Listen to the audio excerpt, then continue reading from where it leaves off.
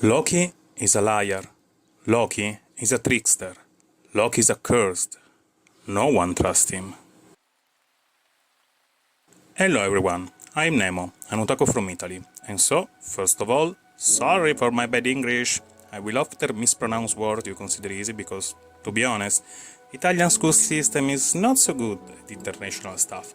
And my most valuable English teachers are YouTubers from all around the world, with all kind of pronunciations. That's my first video ever on YouTube. I fantasized many times to share my One Piece analysis and theories online, but I always felt that what I had to say was not so interesting.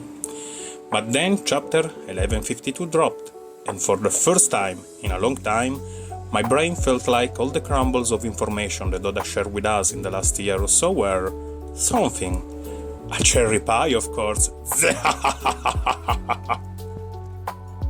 Jokes aside, let's talk about Loki. One of the first things we learned about him just after the reunion with our giant friends was that he's a liar, no further explication needed. So it became natural to me to wonder, what had Loki said so outrageous, so absurd that everyone in Elbaph was sure he was lying? After reading the last chapter, I think that many jumped to the conclusion that the lie, at least a lie to the ears of whom was listening, was, I didn't kill Harald. But are you sure that Loki tried to explain himself that day? It doesn't seem the kind of person that invests time to lay out all the facts, trying to argue with logic and reasoning. To me, he's more akin to Luffy. He doesn't waste time with war, except in that time that he's sure that no other solution is possible. Thanks to Vivi, of course. Before that adventure in Drum Island, they really didn't know better than to use fists in every situation.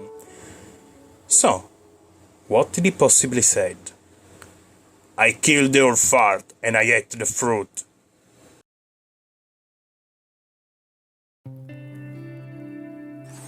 Straight to the meat. I, like many others, think that in that chest there was no other than the Ito Ito no Mimo del Nika. It's nothing new, some people are repeating this since in the scan of 1130 the dialogue suggested that the Loki stole the fruit but didn't eat it.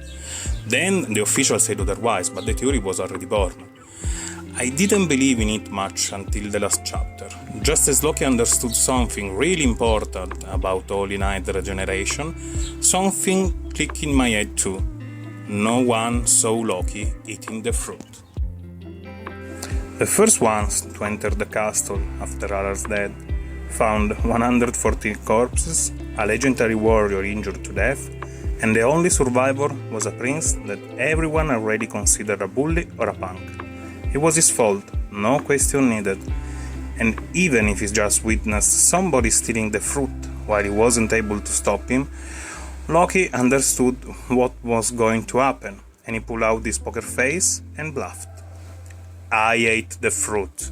That was his only hope to save himself in that situation. Every giant knows about Nika, and even if there are various interpretations of his legend, I bet that one detail is the same in every legend. If you kill the bearer of the fruit, you'll free Nika. Loki's already a pretty tough boy, but imagine for a moment to be one of those poor giants. You want Loki, the accursed prince, to become the sun god in the flesh? No, you don't want it, Baka. And so Loki really is a liar, but classical Oda, not in the way everybody believes him to be. That's a multi-billion berry question, and I don't know the answer. But I have a couple of theories. First of all, I believe that Imo was keeping an eye on him since Harald left Marijois, and as soon as he felt that Harald was dying, he sent the cavalry to assess the damage and retrieve everything of value to Imo, such as the fruit he was trying to steal for the most part of the last millennium. So, who came to Elbaph that day? I think that is someone we already saw there during the current events. Why? Do you remember what Summer said to Shamrock when he landed on Elbaph? Were you visiting the Harald grave or something? Why would you say something like that? Maybe because you know how Harald died. Maybe because you or your body were there when that happened.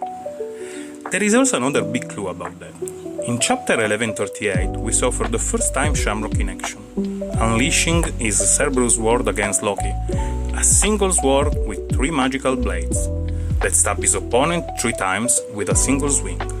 In the very next chapter, we follow our OG3 Straw Hats exploring the castle in which Harald was killed. Many notice right away that in the throne room we can find a very peculiar slash on the wall. 3 parallel tears, as some 3-bladed sword caused it.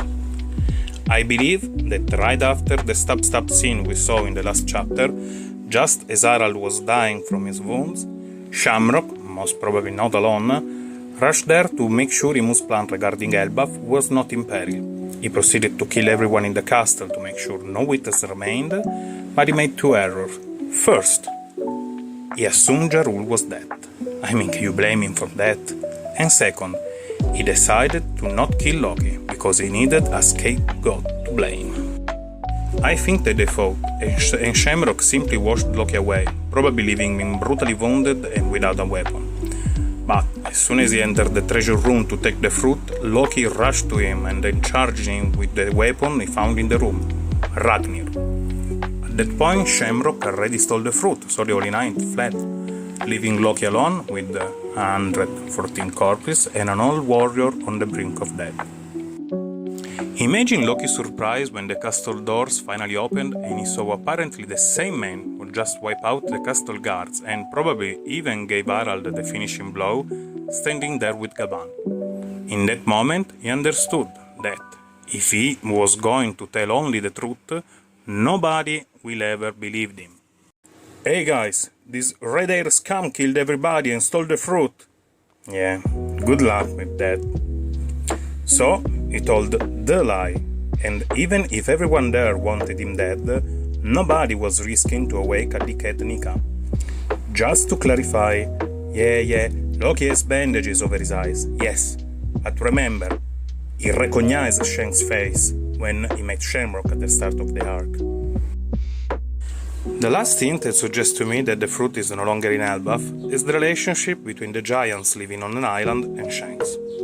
We know that the Red-Hair pirates are well known to be the ones who protect islands and crews in the New World that can defend themselves. We clearly saw that in chapter 1079. But in the same chapter, we see Dorian Broggy blow up the punk Victoria, suggesting that the giant seems more than capable to protect their country. To unravel this, we need to consider that Dorian Broggy were absent from the island for the last century, so their absence could be a major reason for Shanks to decide to protect Elbaph, but to me that's not the only one. Let me ask you a question. Can you tell me the name of a giant from Elbaph capable of using Observation Haki? If you responded Loki, well, you are almost certainly correct. Now, can you tell me the name of another Elbaphian giant with the same power? Yes, there's another giant in Elbaph that seems capable of that. So, that's why Elbaph needed Shanks when the Kid Pirates attacked. Without his power, most of the people who were on the shores and in the water around Elbaph would be dead. And so, if that horrible day 14 years ago ended with Loki on the loose and the fruit nowhere to be found, it's plausible that Shanks felt the necessity to protect the island, because he was not capable to protect Harald, even if he knew that something bad was about to happen.